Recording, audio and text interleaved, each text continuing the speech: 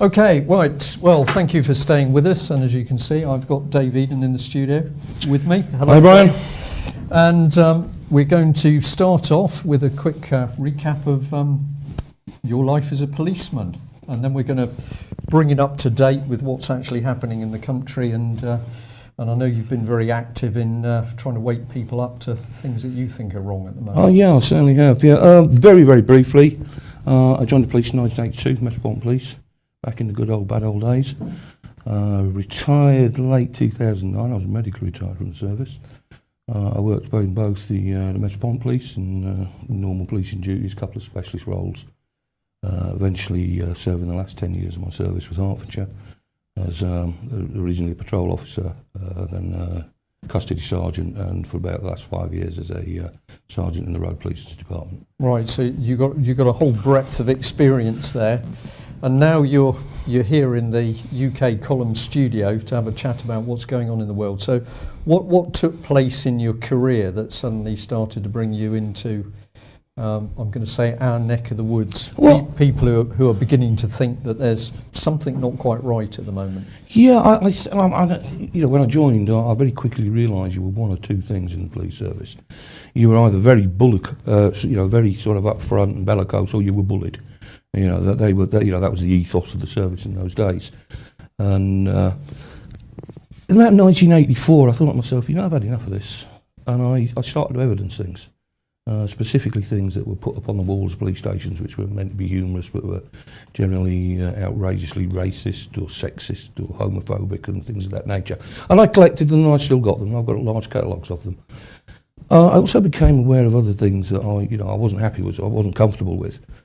And I started to evidence them as well. And I was involved in an incident in the early 2000s which involved an unfortunately now deceased person. And I won't go into details of that, but it came about that there was people of potentially very senior ranks involved in some form of criminality. Right. And I reported on that, and I reported on it very, very thoroughly, very accurately. And it went nowhere, absolutely nowhere. And it was blocked at sort of every avenue of inquiry was blocked. The intelligence officer on the murder inquiry was blocked from following those lines of inquiry by her senior officers, so on and so forth. Did you get any support at all? Nothing, right. Not a word. No, nobody did anything whatsoever. In fact, to the contrary. Sometime after that, I started to get very concerned about the practices that were being inspired by target-driven policing. So this is still mid-80s, late 80s? No, we're here now. I mean, the other incident was about 2003 up to about 2006 when the murder happened. And it was sort of after that, between then and time of my retirement. But I think the sort of last 5 years of my service, we saw an introduction of target-driven policing. And in order for officers to achieve the targets, there were some practices that were going on that were frankly unlawful and completely unacceptable. I did make quite strong representations about this, right down to the point where I tried to get an appointment with the Assistant Chief Constable. I was palmed off on a Chief Superintendent, and I presented him with a large pile of documents to say, look, there you are, sir. All of those, in my opinion, are unlawful arrests. All of them breach Code G of Section 24 of PACE. These people should never have been in custody. Can you give us an example so an ordinary person could understand what the actual breach of the law is? Yeah, one of them was principally Section 24 of the Police and Criminal Acts gives police officers a power of arrest. Right. But that is conditional on certain things which are highlighted in Code G. Such things like name and address are not known, can not be ascertained, right, so on and so forth. There's a long, long list of them which effectively has made every offence now arrestable. Because it's unlikely that an officer can't find some tenuous link to one of those necessities to arrest somebody if they so wish. One of them was an arrest of a lady for obtaining services by deception.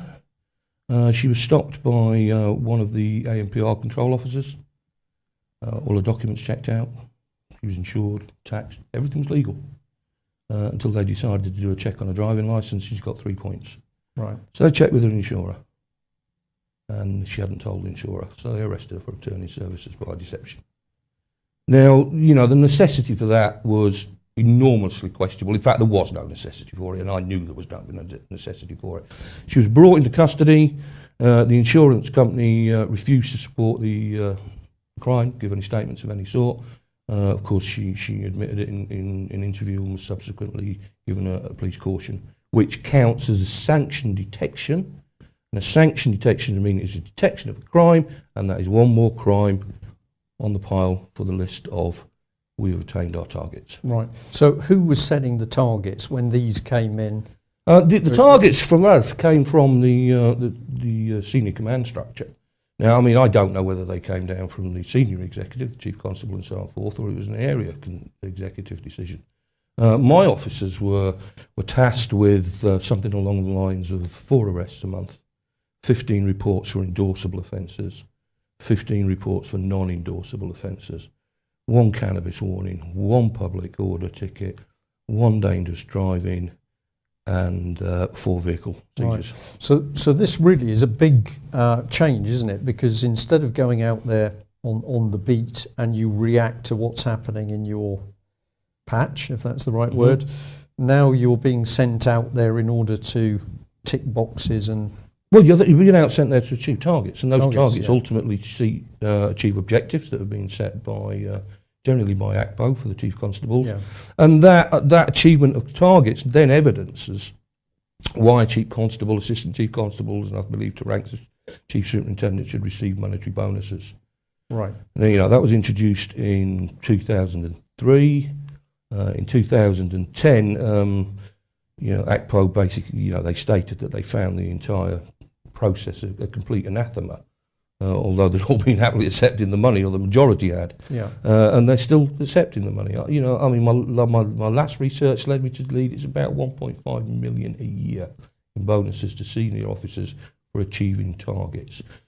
That, of course, is fed down through the ranks, and officers become conscious that if they don't achieve their targets, they're going to be seen as underperforming, and underperforming has certain consequences, and therefore they will achieve those targets by whatever methodologies they can.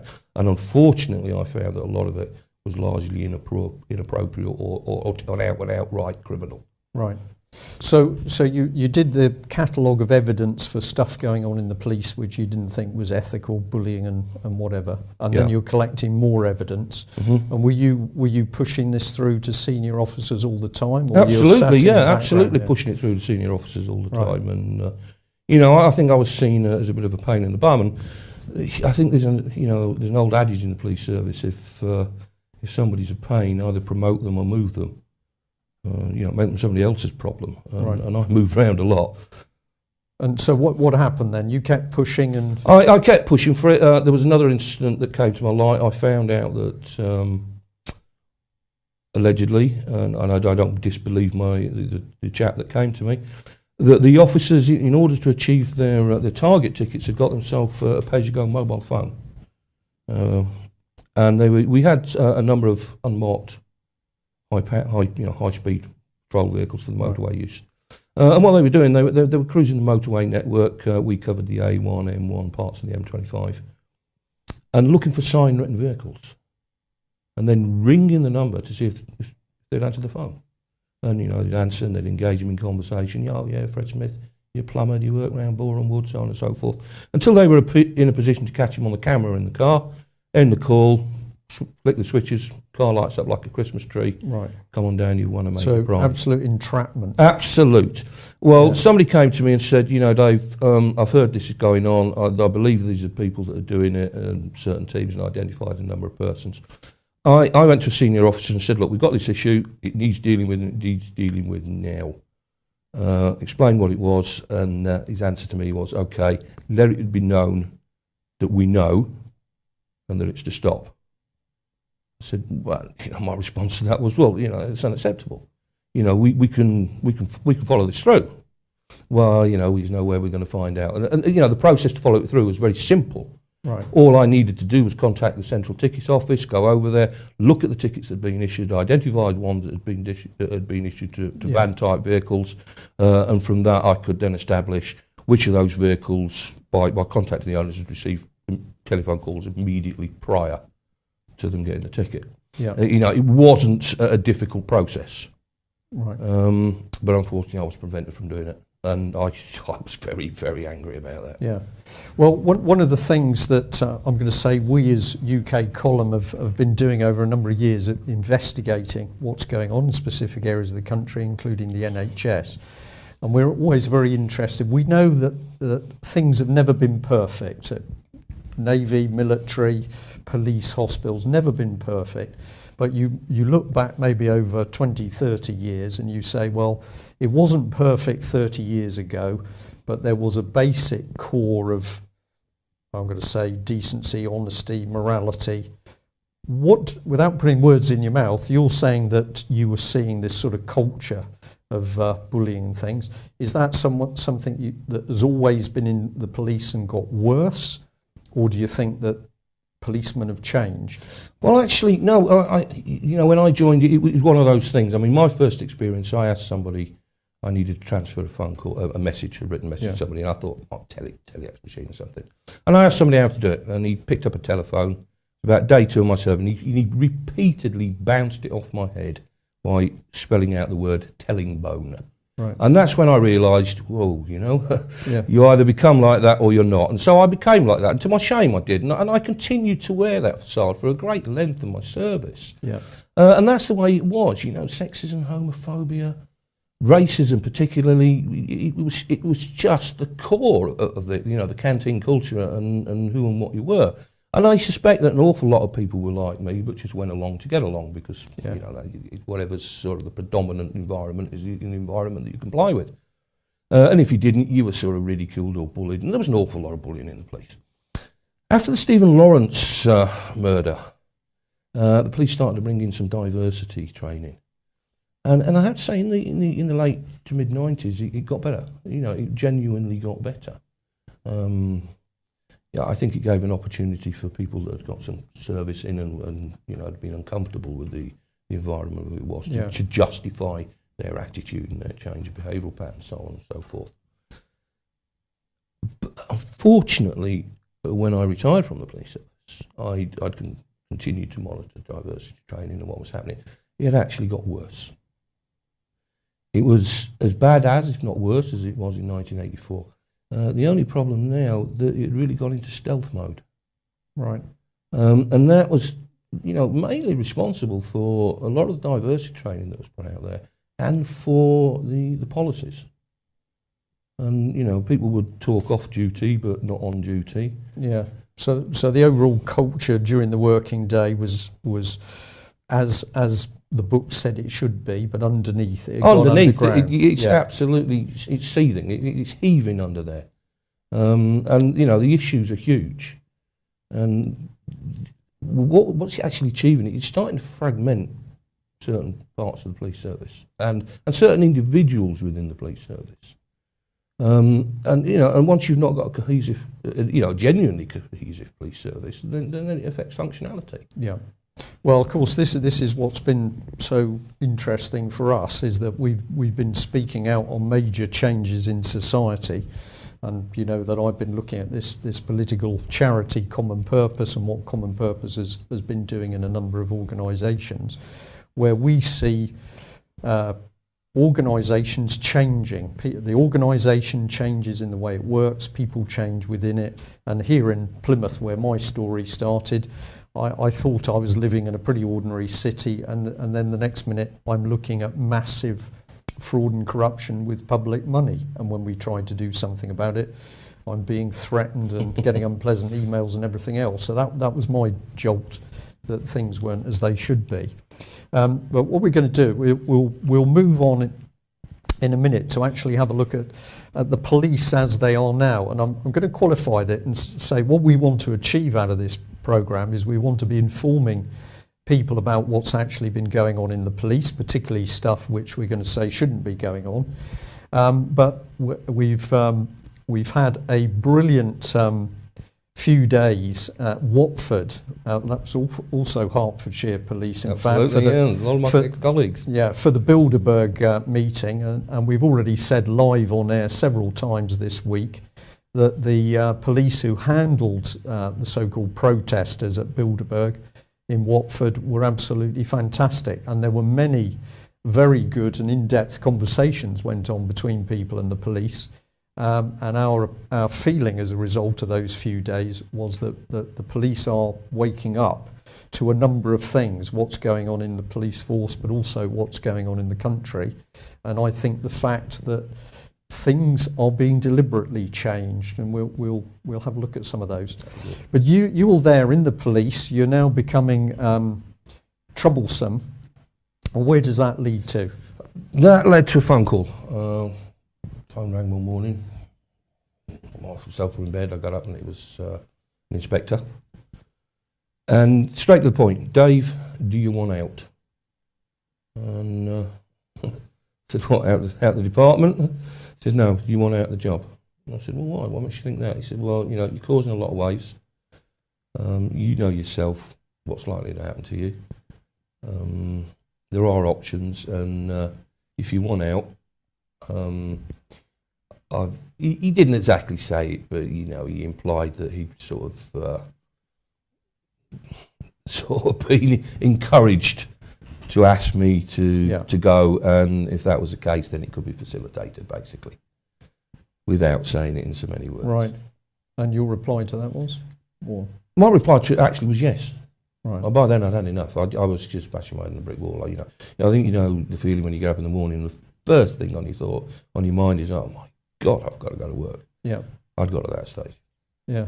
Well, I can say that my decision to leave the Navy was made on a train going from Plymouth up to Edinburgh, and I just decided that I was going to be spending a lot of time in that seat on the train, and by the time I got off, I was going to make a decision on whether I was going to go or stay. And when I reached the other end, I decided to leave. And I was leaving the Navy. I'd enjoyed the job over many years, but I was starting to see things happen that I didn't like, I didn't feel comfortable with. You know, so I can understand what you mean by that comment. Well, yeah, I mean, the thing is, these things that I didn't like, that I didn't feel comfortable with, I felt there is my right and my duty to challenge them. But, you know, once you've done that, and nobody frankly cares. You know, the answer from the chief superintendent to me was, I gave him all this evidence of the false arrests. I gave him, or what I believe to be unlawful arrests. I gave him the evidence of the practices with the ticketing and other methodologies that were being used, you know, unlawful seizure of vehicles, so on and so forth, and this ridiculous bang-it-out cup and underperforming pig prize that one of the sergeants had. And I gave him all, and his answer to me was, do you want to make an official complaint? And I said, you know, Gov, you know, under police regulations, I cannot, as a police officer, make an official complaint against another police officer. I'm bringing this issue to you. You're in charge of this particular part of the police force. What I need is something for you to do. And his answer to me was, they're meeting their targets, why don't we leave well alone? Right. That was it. Yeah. So you continued to do what? Or you left? You retired? No, what happened was, so I went into work. The HR department arranged me to go and see the chief medical officer. Yeah. Normally it takes 3-4 weeks to get an appointment, but I was in that day. I went to see him. He relieved me of all duties, contact with the public, driving vehicles, basically anything. Anything that didn't involve sitting behind my desk.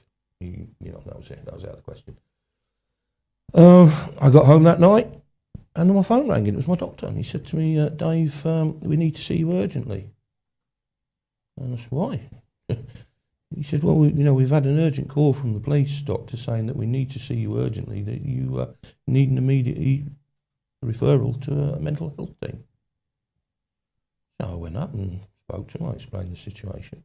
I mean, I have to say, when I spoke to the police doctor, I was a tad animated about what was going on in the service and what they weren't doing about it. And the next thing I know, I'm being assessed by psychiatrists. Well, over the course of the next year, I saw a total of 4 different psychiatrists. And basically what was happening is they were all being asked the same question by the police force: is Sergeant Eden fit to perform the duties of a police officer? And each one of them, they all diagnosed different things, incidentally. 4 completely different diagnoses. Said yes, or refused to comment. basically saying, you know, that is not for us to make that decision on your behalf. I should imagine they were quite worried that I might sue them if they did. And so no decision was made. Eventually, I got a letter from saying that they'd arranged for me to see a specialist at their expense. And an inspector came and he drove me to somewhere up in the Midlands. I went to an institution there, a facility for people with mental health issues, and he interviewed me for an hour and a half. After which, you know, he's very frank about it. He said to me, "Look, do you want to go? Do you want to stay? We can play this two ways. I've dealt with hundreds of police officers from chief constables down. You know the score, I know the score, sort of thing. I think it's best if you go, don't you?" And I said, "Well, obviously it's best if I go, given what's happening now and everything that's going through." And then when the report came through, I was quite surprised to find that they diagnosed me with borderline personality disorder and a form of paranoid psychosis. And as a result of this, you know, from the very first psychiatrist I saw, the first thing they did was start giving me drugs. Here, have some citalopram. Here, have some olanzapine. I mean, olanzapine is an anti-schizophrenic drug, or is a drug for people with schizophrenia. Yeah. And you know, they were quite happy to medicate me straight away. Yeah. So if we, you know, just keep it really simple, you're a whistleblower effectively. Absolutely, 100% whistleblower, and I don't deny it. You are blowing the whistle on stuff happening in the police, which is not correct. And how does the police react? Well, they don't pick up the complaints. They actually suggest you should leave. And when you don't leave fast enough, then, oh dear, you're mentally ill. Absolutely, yeah. You know. And this is a theme which we're going to say for our audience today. This is a theme which is very, very interesting to us because, of course, other people who are challenging the system, whether it's in the BBC or particularly in the NHS, but we also know of cases within schools, for example, somebody challenges the system and the next minute they're accused of being mentally ill. And one particular college that we've been following in Oxford, without mentioning any names in this particular case, but we know that the medical records of somebody were accessed unlawfully, presumably to actually see whether there was anything they could hang this type of accusation on. So fascinating that, you know, we're picking up information that this is not just happening in the police.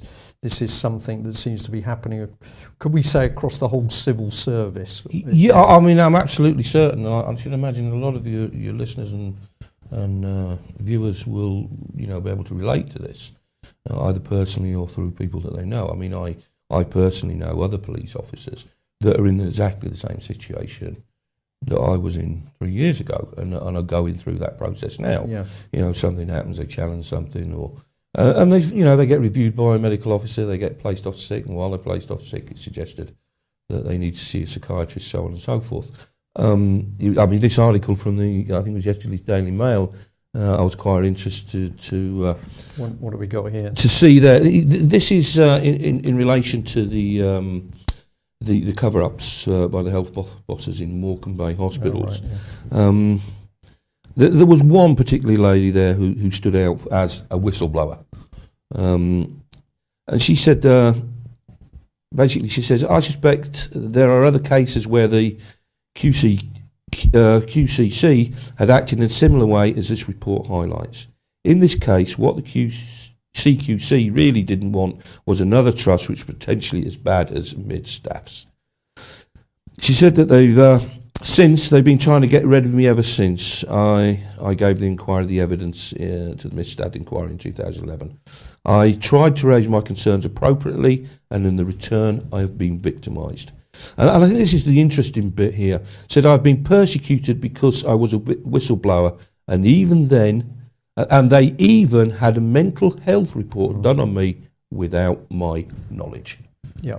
How do you do that without accessing medical records? Well, I know of a case of a gentleman who was working at the local hospital in a senior clinical role who was actually suspended for a long period without even being told the accusation against him. And of course, as that thing began to sort of come to the surface, it also came to light that his medical records had been referenced. We're very interested in where does this sort of behaviour come from. We're going to suggest to the audience we think that people are actually being trained to do it. And we're going to come on to that. We'll just hold that for a minute. Just to finish your bit of the story then, so they're now accusing you of being mentally ill. Absolutely. And do they leave off at some point, or no? That was it. They broken away. Basically, that was it. They did that. They sent me some paperwork which I had to sign, sent back, and goodbye. Right. And that was the end of that, and I really haven't had any contact since. I mean, when I say no contact, I've had no contact with senior management. Right, but you've continued to dig, and that ultimately led you to discover other people who were asking questions, which is why you're here, basically. Well, it is. I mean, So- I can't mention any names because it would be the wrong thing to do, and because some of the things that I'm looking at are still in the research process. An evidence gathering process, but what I've found is that police officers have become aware of me and either contacted me directly or indirectly through third parties, and they're coming to me and they're telling me things. They're telling me things that's wrong in the police service. Not necessarily things that these conditions are awful. These affect us. They're telling me other things that they believe aren't being dealt with, things that are being overlooked. And the question is, what do we do about this? And I think that ultimately there is an answer, and it's something that I'm personally working on. And excuse me, if you look at the structure of police forces now, and you look at the police magazines, you'll see there's an awful lot of advertisements for ex-detectives. Yeah. And these are to fill roles that warranted officers have left. And I mean, this is all part of the ACPO policy, which is government policy, so on and so forth, and the reduction and privatisation of police services.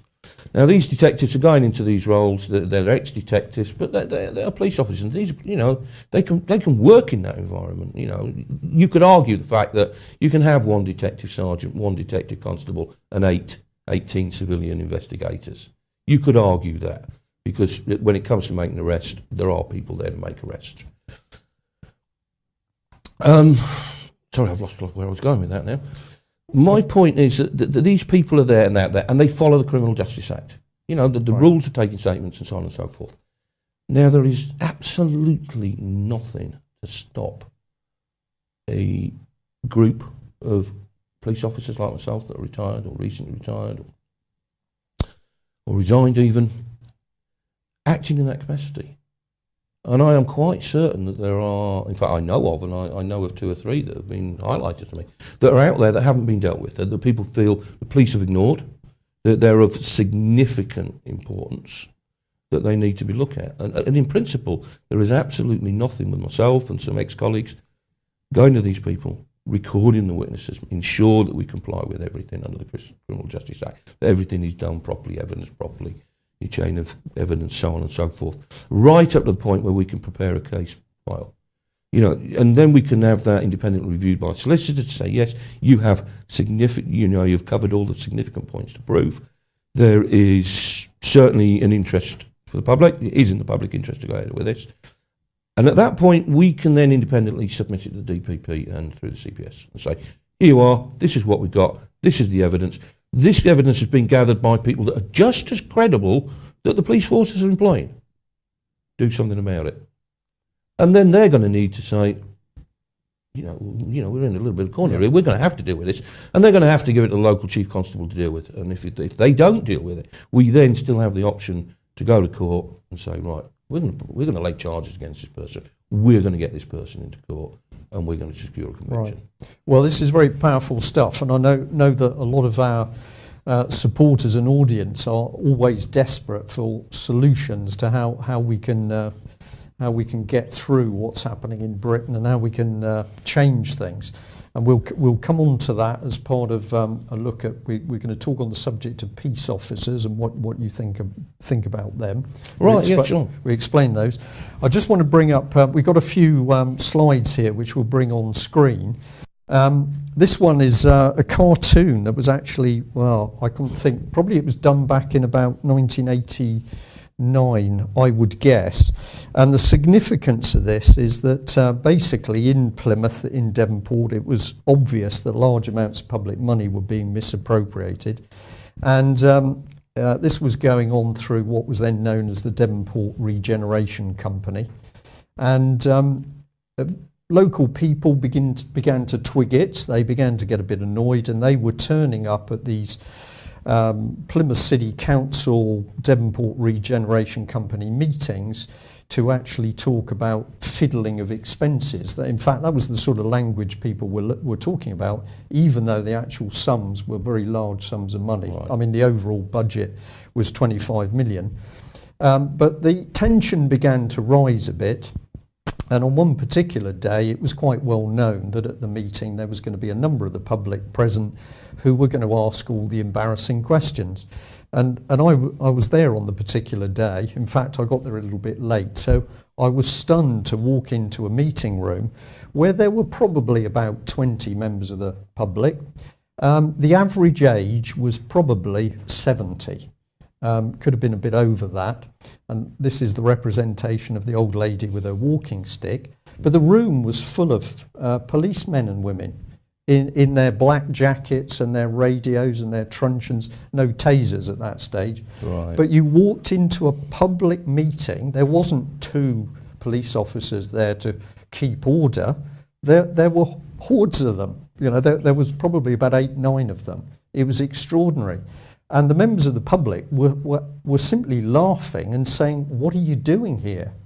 But somebody, this is where I began to get interested in what wasn't happening, because somebody had obviously made the decision to dispatch that number of police officers down to a meeting where the average age was 70. And I thought to myself, somebody here is making a decision which is not common sense.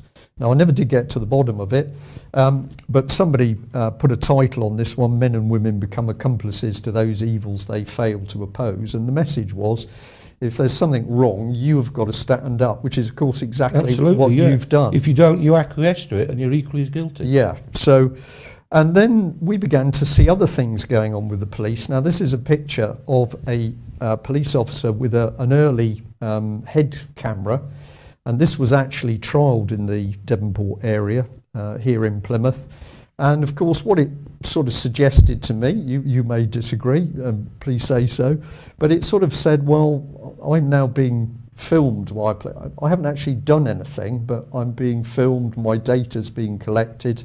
This is before facial recognition. And yeah. You know, I just got an uncomfortable feeling about it. But here was the early technology. It looks a bit funny now, doesn't it, compared to the small cameras. And then, of course, we were seeing other things going on. So we got the BBC actually saying, quite rightly, the number of armed police call-outs was rising. If I'm correct, somebody had done some detective work on the number of automatic firearms that the police now had in their overall armoury, and I think we were talking about 63,000, something of that nature. But we're saying Britain's police force changed. Well, here's a picture, and you know, what is going on here? What's your response to seeing? I mean, seeing these are obviously like quite extreme, pictures, and I mean, officers like this represent a minority of the force. I myself was a firearms officer for 10 years. And in that 10 years, I never once drew my weapon. Right. Never came out of the holster, except when it fell out once in Oxford Street. This is worrying, this is concerning. I mean, but these officers are obviously deployed for a specific job. Yeah. I think what we've got to look at is, if we look at the uniforms that are now worn by the everyday police constable, I mean, because that is what we're seeing. When I joined, you shirt, tie, jacket, truncheon and notebook. And, I know that swing in the blue lamp, but that's what it was. Yeah. Now, in the last few years, we've seen police officers become more and more paramilitary. Yeah. Body armour, and the tactical vests on top of the body armours. Some like to call it their big rig belts. With this, that and the other hanging off of it. You got officers saying to me, Sarge, I've got no CS, I can't go out. I haven't got this, I can't go out, I can't go out. I don't know what they think they're facing out there. We're not in downtown Baghdad. But there's this perception of danger and threat. And they have become almost paramilitary. Right. And that is what is accepted, and that is the image that's put off. The police force has changed their name from police force to police service to say to the public, we are not a force, we are a service. However, now we're a service, we're going to dress our policemen like soldiers. Yeah. But who's making the decision that Britain's police... OK, you're saying that one is a bit unfair. Let's look at this one. So here we're coming somewhere in the middle. So I guess that's up in London somewhere. It is. They are what's known as SO16 officers. Right. They are Royalty and Diplomatic Protection officers that have been armed for forever and a day. Yeah. They've always been armed.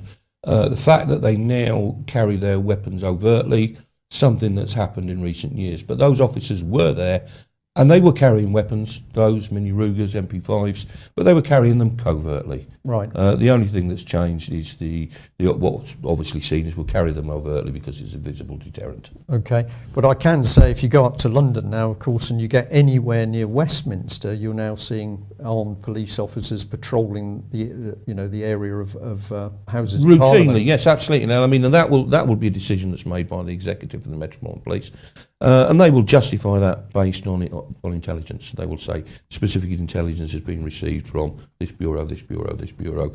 We have a duty of care to everybody, the public, the ministers, everyone alike, and in order to excuse me, in order to carry out that duty of care, we feel that the appropriate response is to have these armed officers there. Very difficult to argue with.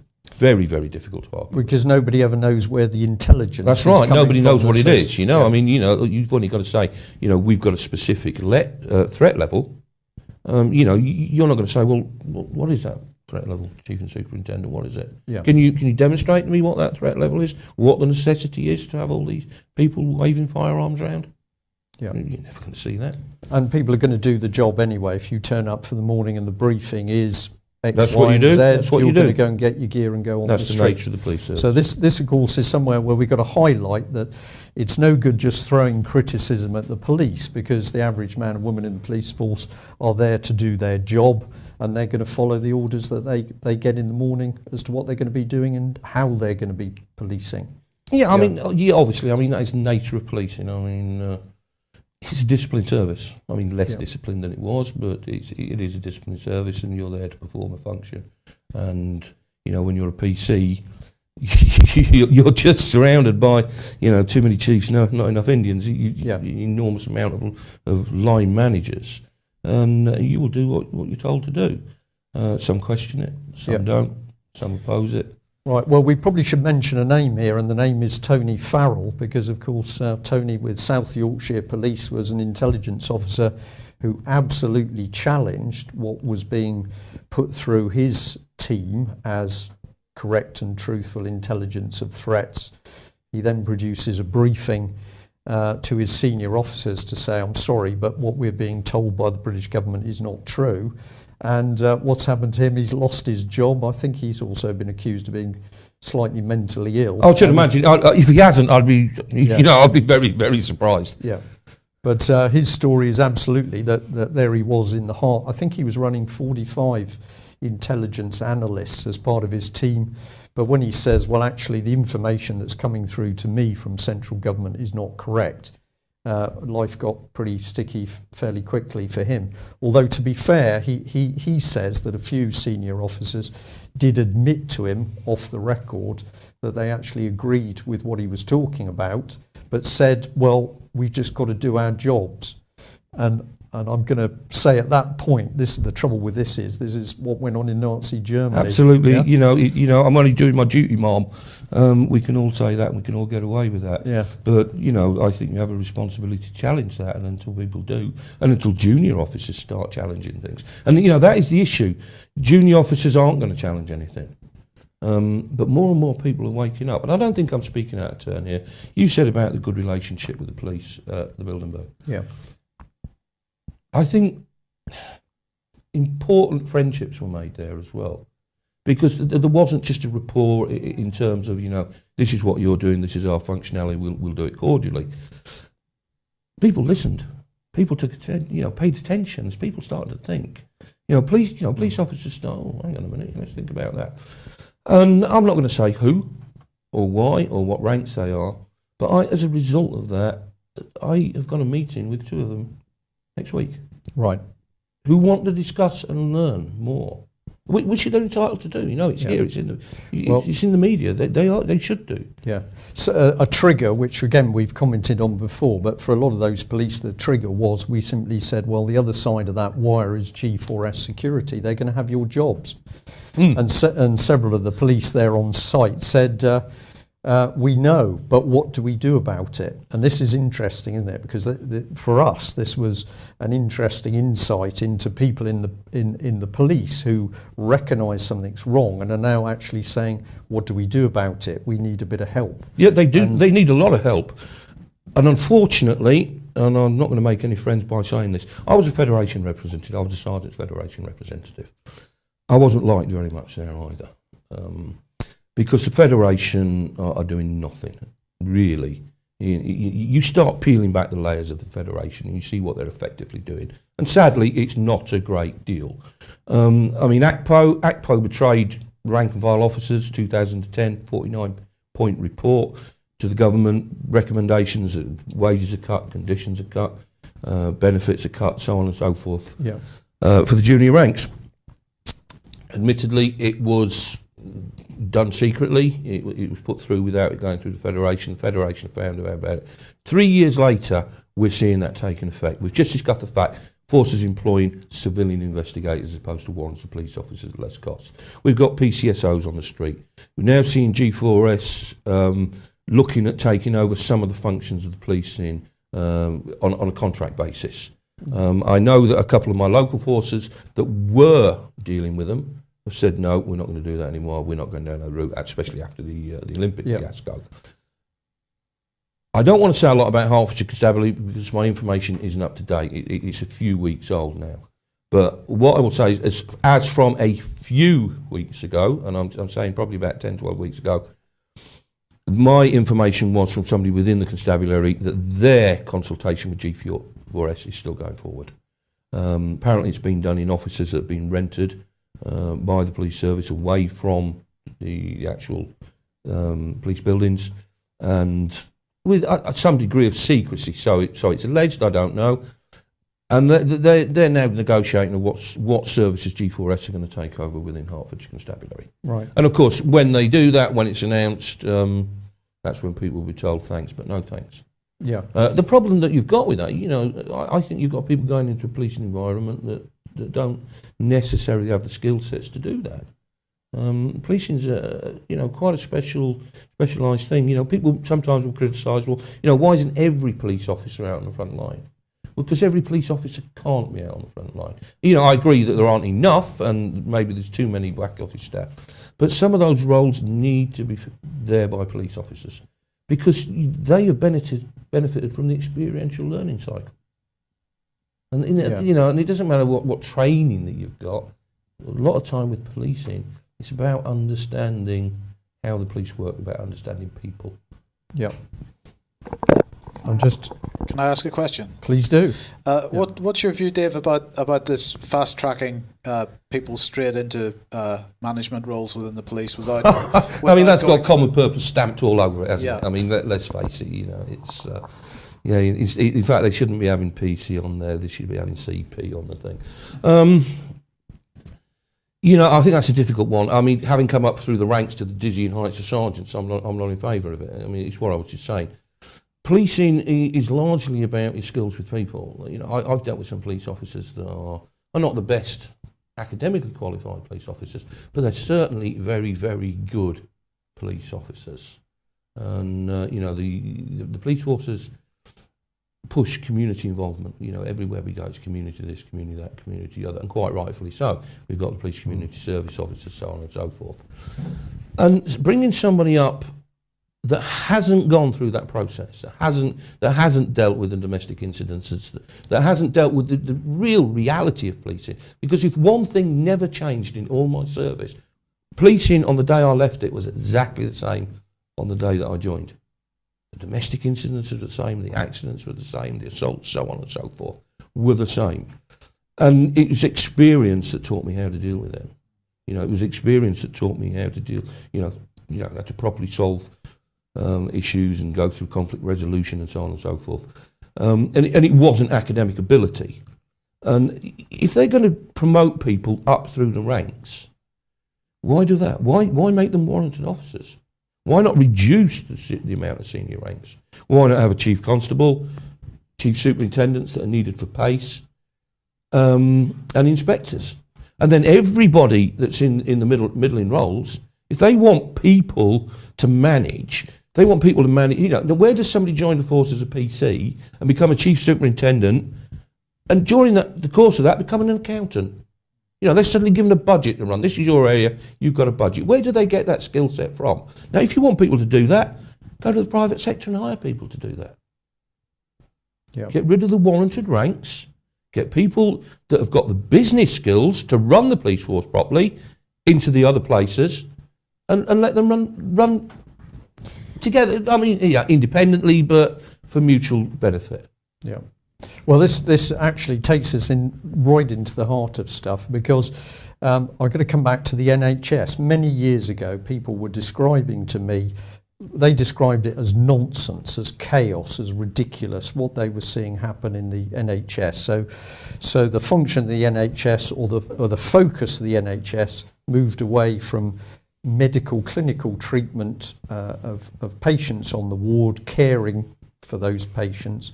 All of a sudden management became the thing, and a lot of people were saying we're seeing ridiculous decisions made in the NHS, and it's nonsense. And what I said to one of these ladies was, what if it's not nonsense? What if it's good management? And what I was getting at is that we, of course, the average person assumes that an organisation is running for our best interest. But of course, what happens when something gets into that organisation and starts to mess it around in order to collapse it and cause trouble? If you know that the ultimate objective, for example, I'm just putting this forward as a thought, is that you don't want a normal public police service, you want a private army, well, of course, what you're going to do is you've got to get rid of the ordinary police force. How do you do it? You get into it, you mess it around, you introduce change, you collapse it from the inside. And I think that is actually what we're watching. And it's just the methods by which it's been done are very subtle. And the use of outside trainers, I'm going to bring us into that area. That'd be interesting. But this one here, I've got a couple of, I think there was two of these, but maybe there's only one. Slide sent to me a while ago by a gentleman, which I'm going to thank you very much. And what he's actually pointing out is the fact that we've got the police are now drawing in youngsters. Some of them are teenagers, but some of them are very young children. And we've seen locally where primary school children, for example, have been put next to a speed camera team. And when the car stops, and I'm very pleased with myself, I haven't been stopped, but what's been happening is when the driver stops, it's a child who speaks to them and says, you know, you've been speeding. Now, a lot of people look at this and say, well, it's teaching children, you know, about the work of the police, and that's a very good thing. But there's something a little bit sinister about it, in that we're now bringing children, what they actually do, they're telling adults what to do. Children who are still learning about themselves and the world are now starting to be lecturing adults. And so we've had a number of people actually picking up on the use of children that are coming in alongside the police and saying, well, what are we actually here for? If we can just bring our shot back onto us, Mike, I think I had another, let me just see if I was right. I might have missed one of these slides. Let's have a look. Yeah. Right, let me just jump back to, I'm just doing a bit of changing around here.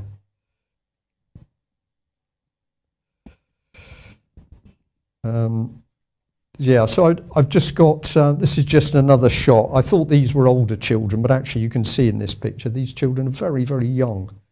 And yet here we are, they're being trained up. And what the gentleman actually talked about a bit later on is he said, well, if you follow this through, this is how you built the Stasi. You got youngsters to start reporting on people. So maybe we're overselling it, but there's definitely something which is sort of not quite right here. Let me just come out of that again. I think I have seen that one. Yeah, here it is. And I fully accept somebody will say this is a bit extreme. But he's picking up on something that we've seen in other places, that you get these children young, you get them involved in the state. And one of the things that we're going to show people is the sheer expansion of surveillance on ordinary people. You know, we touched a bit on, before the programme, we touched a bit on the Fixated Threat Assessment Centre. We've got the whole of the MAPPA organisation. We've got this big spider's web now reporting.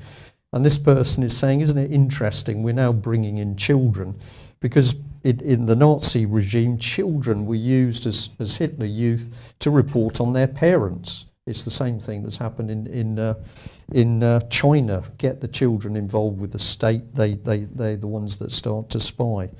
But just a thought, and we won't overplay it. But this is where I got interested in the fact, was something else at work in the police causing problems. And what this is a letter that I sent way back in 2005 to Devon and Cornwall Police, and I simply asked for details of the amount of money they were spending on common purpose. And I got a letter back. Obviously viewers can freeze these frames so they can check it for themselves. And the important thing here, dear Mr. Garish, this is to inform you that I cannot identify any specific records or documents held by Devon and Cornwall Constabulary that will satisfy your request for information on common purpose. So the lady came back very nicely and politely. So what I did is I gave her a bit of help. I wrote a letter and I said, well, I'm interested that you haven't spent any money, because Maria Wallace, the Chief Constable, Ian Grafton, Detective Chief Inspector, Carolyn Giles, Area Personnel Manager, and Andrew Bickley have all been trained in a common purpose programme for Devon and Cornwall Police. So maybe that will help you. Well, what happened then was she sent this letter back, which said, well, I've now found that we've spent £57,000. Convenient. Now, the interesting thing was I spoke to this lady on the telephone, and she said, well, basically, when I first asked people about common purpose in the police, they told me they'd never heard of it. So I went round, I talked to colleagues, and they said, we don't know anything about common purpose. But of course, when I put evidence on a plate she couldn't ignore, and she passed that on to other people, suddenly we discover that common purpose is working in Devon and Cornwall Police. And if we'd just call this one up, the final paragraph here, it says, once again, I apologise that you've not received a final response to your request regarding common purpose. This is due to the current workload in the unit. We're currently seeking the views of that organisation on disclosure of the information we hold. So here was Devon and Cornwall Police telling me that they couldn't respond to me as a member of the public. They actually had to consult the political charity Common Purpose before they could release information. And this was back in the early days there, 2005, where I was starting to say to myself, what is actually going on inside the police? Now, of course, we can take it further on, because Maria Wallace, sorry, this is a picture of Cressida Dick, but Maria Wallace, head of Devon and Cornwall Constabulary at that time, had been through a number of common purpose training courses, and she was actually on record of praising common purpose because it taught her how to manipulate the levers of power, quote, in the European Union. To which my question was, well, why does she need to know how to manipulate power in the European Union? She needs to reduce crime in her county. Right, so now we can come to Cressida Dick there. And this young lady, many police officers have said to me, she's fascinating to work with. I'm going to say that some of them find her very difficult to work with. But they basically, here is a woman who gets involved with common purpose and her career takes off like a rocket. And yet common purpose says that it meets behind closed doors. Indeed it does. Chatham House rules, so the details of those minutes don't come out. So we've got senior police officers meeting with other people behind closed doors, but we're not going to be told about it. Well, I mean, that doesn't surprise me at all. I mean, you know, the police forces will put that in one of their various mission visions, and you know, one thing that they put on there is accountability and transparency, but that's not the case. I myself, through a third party, have applied for information from Hertfordshire Constabulary, under the Freedom of Information Act. Information that I knew they had. Right. Basically information about the number of vehicles seizures, vehicles seized unlawfully, so on and so forth. And they said to me, we don't have this information. No. We don't collate it. Well, that's not true. They do collate it. It's easily attainable. So do you think when you ask the police a question and you get this sort of smokescreen type reply, is it because they really don't know and it's, what do we say, that's it's a bit chaotic, they don't know, or are they being are they telling deliberate lies? I can't say. I mean, that would be complete and total supposition. I don't want to be guilty of making such a sweeping generalisation. Yeah. But I think we're probably looking, if we're realistic, we're looking at a combination of both. Right. And of course, I mean, depending on the type of information as well. I mean, certain information would go further up the chain of command that would see that request. Certain information might go into the various press bureaus and they look at that and say, yeah, we can release that. Right. But at some point, it's going to, I think, types will be important. Okay. Well, what I'm gently trying to do here is get us thinking about how the police are being trained and who's influencing them. I'm just got a couple of shots here. Stay with Common Purpose. This is a letter which in it basically Common Purpose wrote to all its advisory groups, which are the senior Common Purpose bodies in cities who are actually calling the shots, and very often, as we've exposed, the police were involved in that. But what they're saying here is that the word programme is not to be used when you talk about Common Purpose. Right. You're to use courses. There will no longer be any leading beyond authority in the courses offered by Common Purpose. Now, the irony of this is that Julia Middleton, the chief executive of Common Purpose, had written a book, Beyond Authority, where she was absolutely advocating people who got involved with Common Purpose to lead beyond their authority. To which we say, well, what happens when you're a police officer and you start leading beyond your authority? What does that mean, do you think? Well, I think that means that if you start leading beyond your authority, you know you've got targets to meet, something like that. You know what's going on. Somebody's brought it to you and told you, but don't worry about it. We'll leave that alone. We'll acquiesce to that happening. And because people are getting away with it, it then becomes an acceptable course of conduct. So we were able to follow this stuff through. This is it's a combination of two emails from the Cabinet Office, and we should be able to blow the text up here. The thing was that the Cabinet Office, so we're talking about Francis Maud's outfit, manipulated the minutes of a meeting where Common Purpose was present in the meeting, and Common Purpose was going to train the top 200 civil servants via a number of workshops. And it was quite clear that in the first, when these so-called minutes were released to the public initially, they manipulated them, and then later they had to give the factual detail, which said that Common Purpose had been present in the meeting, and then they were going to meet to decide how much their training was going to cost. So that's insider dealing. Yeah. But this is at Cabinet Office level. So we're now above the head of police, if you like, but we're showing devious dealings. And then this is just the other bit that I wanted to bring in. We've got Chillington Associates. Now, I'm not saying this company is bad in any way. All I am pointing out is here we've got an example of a company which is actually using neuro-linguistic programming in training police. So at the top it says that we work with public, private and voluntary sector organisations, including the police service in England, Wales and Scotland. And then they boast that a Mr. Phil Harding is a master neuro-linguistic programmer. And also we've got a Nicholas Reeves, who's a graduate, boasting that he's a graduate of the Common Purpose programme. And he's also an associate to the Leadership Academy for Policing. And this is where we began to get very interested, because we were starting to see people using neuro-linguistic training getting close to the police. And I know that you are actually a lot more knowledgeable on this subject than I think I am. So really? Yeah, a little bit. I mean, I've studied psychology, quite high level actually. I haven't told you this, but to my shame, I'm a trained hypnotist. Right. It's something I was very, very interested in and looked into the early 90s, and I learned specifically Milton Erickson was the person that I took most of my inspiration from it and learned, a lot of the techniques and the methodologies and the reasons behind it.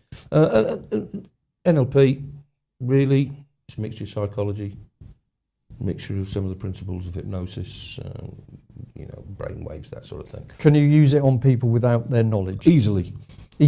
Absolutely. So we can then say somebody who's got a slightly malevolent agenda could use it on people without them knowing what was actually... Yeah, I mean, you can do that in lots of ways. Understanding the psychology of people, just simple rules of false expertise, rules of reciprocation, so on and so forth. These are all techniques that are used in the media anyway. They're used in the media, they're used in sales, they're used in television, and the industry's got to be worth hundreds of millions a year, and they all use these techniques. And I'm quite certain these techniques are used within everything, within police services, within governments, within schools, everywhere. I'm quite certain that these things are used, and they're certainly evident within the police service. Especially diversity. Diversity training was something that I picked up on. I used to go on a lot of courses because I had to, and I went on a diversity course, and we all sat around there in the usual big horseshoe, and the two very nice ladies from whatever consultancy group it is that now provides a training game in, and they went around the room and they asked everybody, Brian, what does diversity mean to you? And the standard reply was something along the lines of it means treating people equally, respectfully, treating everybody as an equal, treating people as I'd like to be treated. My answer was a bit different.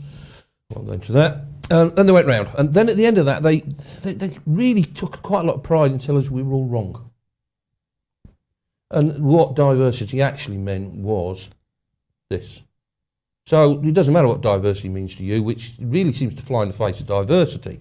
And they then put their diversity package to you, which actually, when you start to analyse it, what they were saying is people needed to be treated in accordance with their needs.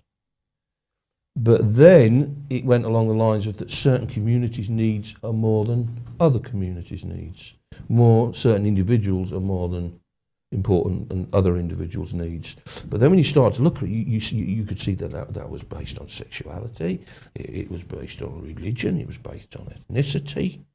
And there was this very strong subliminal message that, for want of a better word, it was anti-diverse, in my opinion. Right. And so you come in saying you're going to help people work together, black and white, different religions and diversity, and how to respect each other. But actually, your feeling is that the message going in was... The message going in was appalling. And basically what it was saying was, we treat people according to their needs. We're not going to tell you how those needs are defined, but fundamentally, if you're one thing, your needs aren't going to be important as this group's needs. Right. And that I spoke to people outside. That was people getting, hang on a minute, this is why such a body's got this job, and that's why somebody's got this job, and so on and so forth. And I heard that a lot as a federation representative. I had people coming up to me and saying, I'm not happy about X getting this position, and it's because they're gay. This person's got this position because they're an ethnic minority, and so on and so forth. And and the diversity training was very much like that. And so you could see. If you bothered to really look at it, you could see that it was actually potentially the opposite of what it was. Yeah. And it concerned me. I didn't like the diversity training at all, and neither did a lot of other people. Well, we had some early contact from both police officers and indeed, it was wives, policemen who, in one case specifically, the lady said to me that her husband had changed after doing a diversity course. He became quite sort of aggressive, and she said, been together with him for 17 years, no problems at all, did a diversity course, and actually he seemed to be angry with everybody, that lot out there, they're the people we have to deal with. And the inference was that seeds of doubt had been put in his mind. Now, something which I've been talking about for a long time is that we always assume that people who train us have got a nice agenda. But I think what's going on is that actually somebody's inside the police force at the moment, and they are spreading an agenda which is designed to break things apart. Yeah, I think you're right. And part of the promotion process. I mean, the actual promotion process, believe it or not, is very hard. And the examination from constable to sergeant is a tough exam, and it's probably only about 10% nationally passed. There was an old system where you passed, and that was called your part 1, and then you went to an assessment centre to do your part 2, and sort of certain scenarios would be played out, and you'd have to respond to that. Hertfordshire were the pioneers of a system that's going to be, if it's not already, national. They said, we're going to scrap the part 2, and what you have to do is you have to obtain an MVQ level 5. Which is, I think the highest level MVQ you can get. And it's a lot of work. It's a lot of hard work when you're doing a full-time job as well. Yeah. And you need to obtain this in business management, business studies. And then you go off, and again, a private consultancy group come along, and you learn about lots of, Tannenbaum methodologies and so on and so forth. And then they sort of teach you to manage change. But what they do is they teach you this standardised sort of management protocols. Right. But they're things that don't really take into account, sort of simple pragmatism, experience. And I fully believe that if you were to look behind that and say, well, why has this been done? And I'm quite certain that if it hasn't, it will go national. That is all very firmly entrenched in common purpose. Right. There's no need for it. I mean, why did I, in 20 plus years police service, need an MVQ level 5 in business management? And this is helping to lock the police in with other it's a way of agencies. Thinking. Right, now I'm just going to move quickly through a number of slides to get some topics in front of people. This one, we've got Cressida Dick here looking a little bit older and a bit more harassed, but on this slide I've just put some things which are happening with the police at the moment. There's an increase, we know there's an increase in police suicides at the moment, so some things we could say the job's becoming more stressful, but we're also seeing that people are causing suicide, and by the reports it's not clear why they're doing it. But the other two that I've got, my partner did a diversity course and changed. I had to leave him, that's the little story I've just said to you. But the other one, we got a police officer, and all he'd got to do was sort of put his leg over a push bike in order to have a photo taken with some children. And he said he couldn't get on the bike because he hadn't done a bike safety course. Is that right? And I think this man has been got because he genuinely believes what he's saying. I haven't done that course, therefore I can't get on the bike. He doesn't use common sense. Well, I think one of the phrases that used to annoy me more than anything in the police was, you'd ask somebody about something and you'd get back, it's not in my remit. Right. And, you just think, for God's sake, please just do something. It's simple, it's there in front of you. Let's just get this job done, and let's not argue about boundaries and what you can and can't do. But another example of that, which I think is more worrying, is that we had a lot of mobile ANPR cameras which could be attached to lampposts. Yeah. And, if we want to say, yes, they're there for a very good reason, it should reduce the justice gap, let's get them deployed. So we've got a picture of them there, actually. We can just bring up one. Yeah, there we go. Yeah, they're the very things. Now, these things cost tens of thousands of pounds. Right. And they sat in a cupboard in our office for in excess of a year because no one had done a ladder course. Right, okay.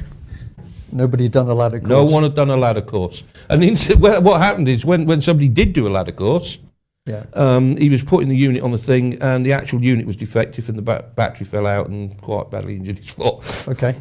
But this is it. We've got this. We haven't had a ladder course. You can't deploy them. Now, what this is actually doing to bit, I've got to be careful here because I'd love to get into this bit of subject deeper, but I want to cover some other material so that we can end where we need to be.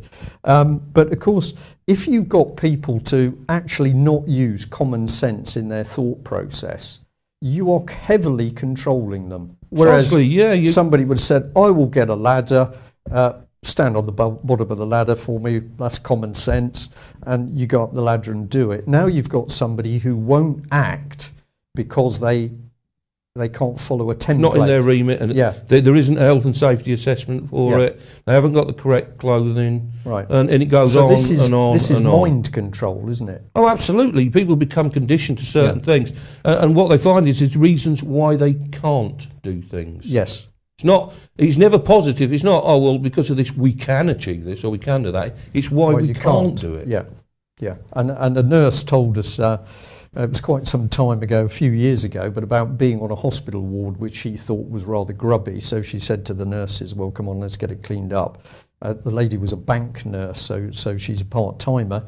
And the full-time nurses said, well, we're not allowed to clean because that comes under the contract cleaning in the hospital. We're not allowed to do the cleaner's job. So she said, well, let's get the curtains around the bed fixed. Grabbed hold of it. Oh, you can't stand on a chair, health and safety. So basic jobs not being done because of a lack of common sense, but actually the common sense trained out. Yes, I mean, that's it, yeah. Now, let's just rattle through these quickly because this starts to get into where we're headed. This is a statement by State Watch who says we can now see a pattern emerging across the EU where people who exercise their democratic right to attend cross-border protests are confronted by aggressive paramilitary policing, surveillance, preventative detention and expulsion. This is a reflection of the EU's definition of security at international events, which is now defined as covering both counter-terrorism and public order. So I think this is a very powerful statement, this guy picking up on the fact that we are seeing these bilateral and other agreements with the European Union, which is essentially bringing in this sort of thing. And we've been staggered at the number of police who still don't understand that slowly but surely we've got a European-wide policing system, Europol, which is already established in Britain. It's got a headquarters, I can't remember where. Okay, and we know that, well, we're not entirely happy with what's going on in our own police force, as you're highlighting, but now we've got the European Union starting to come in to bring in their version of policing. There are some issues with that at the moment, and these have been brought up by the members in Europe. Officially, Europol has got two divisions, two branches. Right. Unofficially, it's been found out that they are running 4 other agencies, which have been funded and costing millions and millions of euros. Basically, what they're saying is they're spy agencies, they're intelligence gatherer agencies, so on and so forth. But there is no definitive mandate for these agencies. Right. Nobody can get to the bottom of what they're really doing, and they don't seem to be answerable to anyone. Right. And I know a number of Euro MPs are now starting to ask questions. And that's a fairly scary situation to have in Britain, where we've got foreign surveillance, where minimum is surveillance agencies now spying on us. Now, I'm going to bring in another angle here, because this is probably bringing us back to Bilderberg a bit. No secret, this was in the national press back in May 2011. A gentleman called Wafik Said, arms dealer, he gave 20 million to set up the Oxford Side Business School, but he's paid £740,000 to the Tories. So the minimum is here, we've got international arms dealers actually funding the Tory party, and we can add to that, we've got another international arms dealer by the name of Zabludowicz, who gave £15,000 to David Cameron's personal leadership campaign to become leader of the Tory party. So we've got people moving into control in the political realm with highly questionable backgrounds, but these are the people dictating what the policy should be to the police. And one of the things that, of course, many people were saying at Bilderberg was to the police, in a nicest possible way, are you actually doing the wrong bit of the job? Because the criminals are up there in the hotel, and what you're doing is suppressing the police. I'm going to let you reply to this. Here's Tetra, which we also chatted about a bit earlier before the programme. And of course, many people, including an increasing number of police themselves, very concerned about the health risks of this system. This is a picture of the actual rig that you wear, if I've got the right thing. And what's started to happen is there's been an increase in the number of neck cancers and throat cancers, I believe. Yeah, and ear conditions. And yeah, right. And this is a picture of one of the masts, which have been springing up all over the place, and of course they're busy irradiating us. So we've got this sort of system, but here we've got the surveillance. And we produced this little spider's web at least a couple of years ago. Theresa May there, of course, who's really right in the middle of it. We've chosen to put Association of Chief Police Officers in there. And the lady in blue is Julia Middleton, the Chief Executive of Common Purpose. So if we blow it up a bit, we're just saying there's a huge number of organisations which are essentially spying on the public. We've got the Fixated Threat Assessment Centre, we've got the multi-agency public protection arrangement, we've got the Visor database, we've got Common Purpose, we've got Solace, we've got obviously MI5 and the like in there. And if we go on to the next slide, should be able to do the same thing here. We've got the National Counter-Terrorism Security Office, the Met Police via their leadership authority, and then the brain on the right-hand side, Mindspace. We can show that the government is in there trying to use applied psychology to change the way people think. So it's a network of spying agencies and agencies trying to change what we're doing. This is it at government level. So top left, we've got David Cameron, we've got Francis Moore, Julia Middleton, and originally Jeff Mulgan, and I can't remember the other gentleman from the civil service. They've now been, those two have been replaced, but nonetheless, there is a multi-million pound government agenda to change the way we think and behave, and that's got pretty serious implications on policing. Yes. Yeah, well, it's got pretty serious implications on everything. I mean, I think they're already changing the mindset of police officers through the training, through the existence of Common Purpose in there. You know, I think you get to a stage where you see a divide, them and us, and slowly, you know, that they're migrating towards that stage. When you've got police officers that are potentially guilty of entrapment, which are, you know, they're allowed and they seem to be getting away with it and it's endorsed, you know, that in itself starts to establish an acceptable code of conduct. Well, you know, we're a little bit above this, and that's where we are. Right. I mean, in terms, you know, brainwashing, people say, oh God, you know, off we go on some conspiracy roller coaster ride. There are a lot of people out there that understand what can be done and what can be achieved. Right. Sorry. Well, that's a good clue. We've got 10 minutes, so what we want to do is get stuck into positives of what we think we can be done. What we can do. Now, wonderful. You have come in contact with the British Constitution Group, and I've got a picture here. Well, it's just a logo effectively, but also Roger Hayes, who's chaired many of the British Constitution Group meetings today. We've had some fantastic audiences. I think this one was certainly near 400 people, all walks of life, and they're coming to the British Constitution Group because they know something's wrong in society. They do. They're seeing a change in everything, not just policing. We're seeing I'm going to say criminals in Westminster. I'll say that. You don't have to agree with that. And they know something's wrong. They want to do something about it. Now, this event took place, which will be really the introduction to you. This is Roger Hayes in court saying that the judge should be arrested for running an unlawful court. Now, there was then a commotion in the court. There was no violence, but a lot of people ended up packed into that court. The judge effectively escapes and the police arrest 2 people, and subsequently people serve short prison sentences for what they did. The judge never went back into court again, but here outside, this was phenomenal. There was virtually 600 people on the streets with umbrellas on a bright sunny day. So this was a British process, totally peaceful, talking to the police about what was going on. No reports in the national press. So you've got interested in what the British Constitution Group's been trying to do, and I know you've been looking at some specialist efforts as to what ordinary people can get involved with. Absolutely, yeah. Tell us what we can do. Yeah, I met Brian through our mutual friend Neil Foster. Roger, do you mean? Sorry, Roger. Brian. I met the Roger other one. Through our mutual friend Neil Foster, and I listened to what he got to say.